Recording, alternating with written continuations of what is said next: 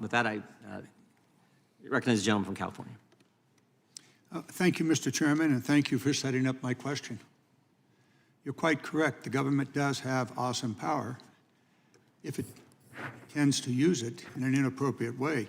We've already heard today the direct quotes of the former president and wannabe president, Mr. Trump, that he would use the government to suppress speech, which presumably is what you were arguing for, free speech.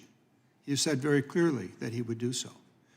In fact, he's reportedly planning to use the Insurrection Act, a law that gives the president nearly unchecked power to use military as a domestic police force to target those who publicly protest against him, presumably using their free speech rights in the Constitution.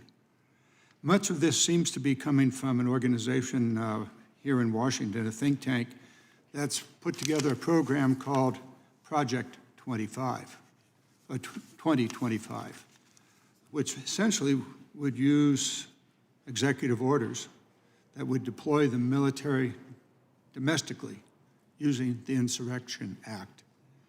Ambassador Eisen, a while ago, you wanted to talk about the Insurrection Act and how it might be used by the former and wannabe president once again.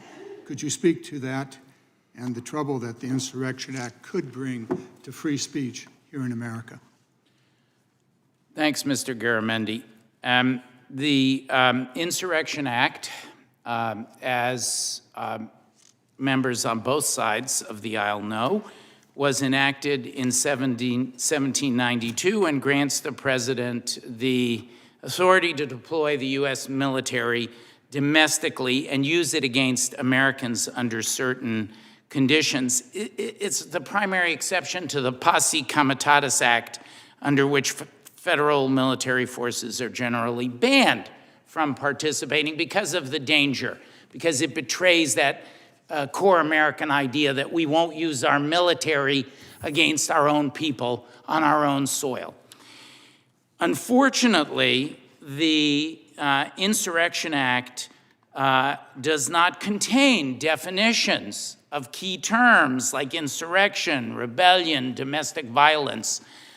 Put aside the imminent danger of a president formerly in the White House who's seeking to return to the White House, who has made the kind of alarming statements. Irrespective of party, it should be an absolute imperative to modernize and update and limit the utilization of this dangerous statutory tool, but it's particularly urgent given the threats that the former president has made. And when you put those threats in context of what people who say these things have done around the world, and indeed who have said these kinds of things, they mean them.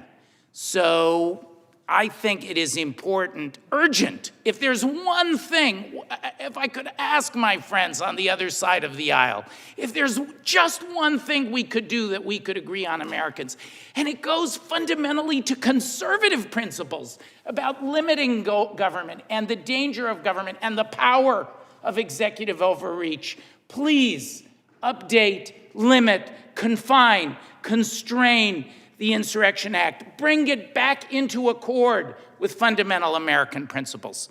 Thanks, Mr. Garamendi. Much to be said about this entire subject of free speech, the use of AI.